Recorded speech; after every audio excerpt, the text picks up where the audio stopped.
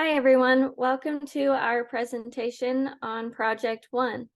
My name is Veronica Pittman, and my teammates are Charlie Knight and Ayala Rosedale. We have a content guide at the beginning of our presentation that you can refer back to later if you would like to give our slides an additional look. When creating our app, we first decided to create user personas to get a feel of who we wanted our app to be for and how to get our app to be as beneficial as possible. All of our users are in their early 20s in college. It is Social Scotty, Adventurous Katie, and Never Says No Nate. We decided to focus on Never Says No Nate. Nate is a finance major at Clemson University, hoping to work on Wall Street one day, just like his dad.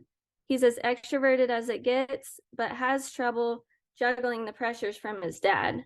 Because of this, he really likes to party. He's charismatic, eager, and again, the life of the party. His personality is more extroverted than introverted.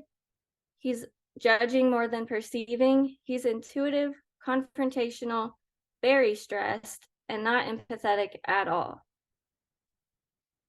Nate's main motives are his friends and money, with his family being a little less something that he's worried about. His priorities are being well liked and partying, but again, he doesn't care much about people's feelings. We also found statistics to back up the research that we were doing for our app. We found that 60% of drinking-related issues occur at the acute level of alcohol consumption. We also found that 33% of college students engaged in binge drinking during 1 month. 53% of full-time college students drank alcohol in 1 month. These statistics helped to create our user personas, as well as 3 interviews and 78 survey results. We felt that it was important to get as many participants to take our survey as possible, in this way to best round out our results. Out of the 78 participants that took our questionnaire, we found that 10% said that they go out with the intention of drinking heavily, and 55% said that they have the same drink each time. 30% said that they do not feel adequately educated about alcohol, and 70% said that their parents drank and or kept alcohol in the home during their childhood. 25% feel pressured to drink by social media, family, and friends, and 65% drink in social situations more than at home. 72% would find it beneficial to have an alcohol education app of some sort, and 45% said that they were likely to use an app that educated about mixing drinks. This brought us then to our problem space for the what and why. For the what, 65% of people of age for drinking from our survey results drink when in a social situation. This would indicate that our app would be most useful to people when they're out in social situations versus at home. And the why comes from the 76% of people of age from our survey results feel pressured to drink from friends, family, and social media. So what better way to combine all of these than to have an app that includes family and friends? We also did a lot of competitive analysis. Our app certainly fits into a niche that we have not seen in some of the competitors that we researched. For example, we've researched apps like Drink Control, Sober Sidekick, and Viviano. For example, Drink Control had no customized drink options and no education on alcohol usage. Other apps such as Sober Sidekick and Viviano serve different purposes, such as having vague resources and also needing a monthly subscription. We also completed a design criteria Moscow assessment with must-have, should have, could have, and won't have criteria. In our must-haves, we wanted our app to be very educational about alcohol, have a user-friendly interface, and the ability to access rideshare services, drink mixing information, GPS tracking, and an encouraging environment. Should-haves could include push notifications and a variety of ways to digest media, especially with everything being on the phones. We also had emergency services and password protection as an option. Could include chat forums, personalization through profiles, FAQ question pages, and the ability to contact friends who also have the app. Won't haves, we definitely don't want negative tones or a complicated interface, as this app might be used a bit when someone is tipsy. We also don't want alcohol advertisements or a heavy design. Introducing Boozaid, the alcohol app for a good time while keeping you safe. Some app statistics we have are benefits, which will help educate people on alcohol usage. It'll allow people to track how much they drink. People will have the ability to get a ride home safely, and they can keep track of friends and family.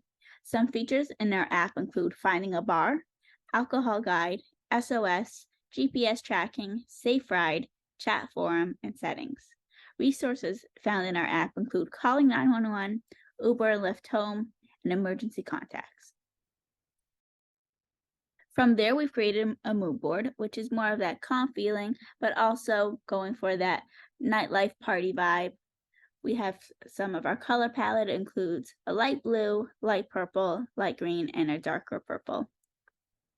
From there, we've created our style tile, which is going for a cohesive, intuitive, and friendly feel.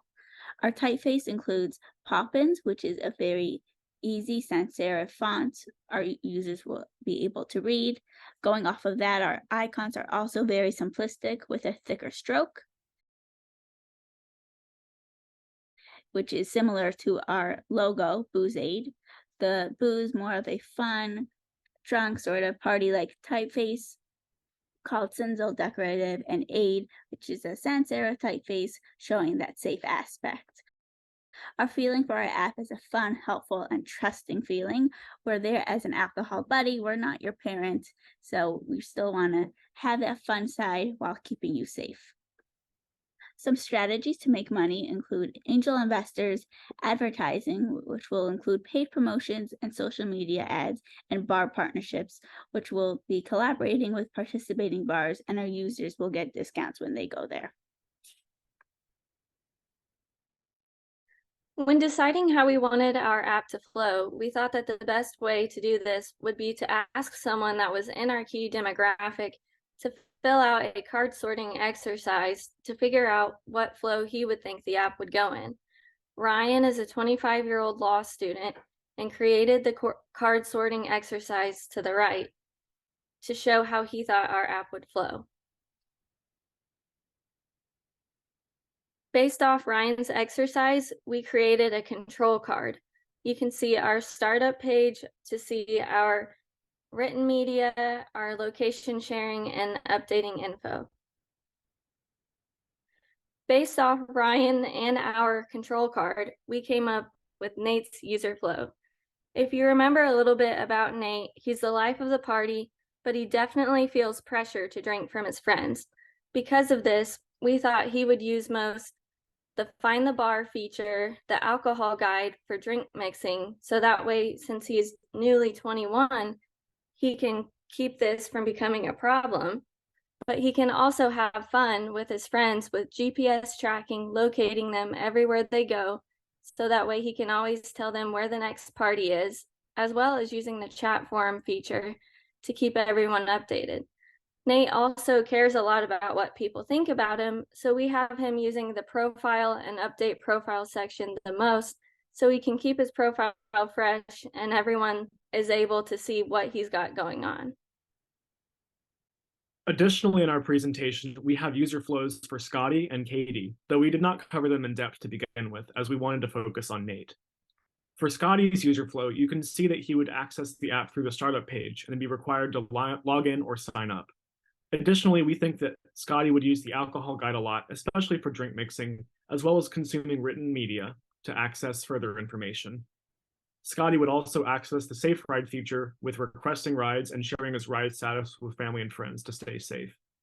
Additionally, Scotty would also use the settings for location sharing and keep tracking on. For Katie, she would definitely follow a similar trend by finding bars, using the alcohol guide with frequently asked questions, but she's probably going to lean more towards wanting to consume visual and audio media versus more reading. She'll additionally be using GPS tracking to find friends and ping her friend group if she gets lost, and use Safe Ride to request a safe ride home. In settings, she'll most likely be concerned with privacy and security as she's paranoid, and she'll be keeping her app up to date and having location tracking on. Thank you today for coming to our presentation about BoozAid. We hope that you found all this information helpful as we share with you a bit about our app. We discussed a bit about user personas and how they would fit the demographic for our target audience. We discussed some different statistics to help back up our research and findings. And we also talked a bit about competitive analysis with apps that we were researching in the beginning phases of this project and how they did not quite meet the standards that we wanted to implicate into our app. Key features for our app include drink mixing, safe ride, and location sharing. And our style tile creativity tries to reflect the nightlife scene in which this app will be used with its color palette and simplistic design. Our style tile creativity is important because it allows us to share our visual ideas for our app with you.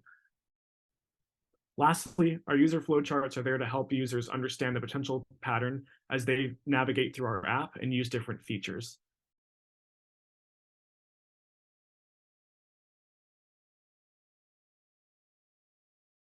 Thank you again for coming to our presentation, and we hope to see you on the BoozAid app soon.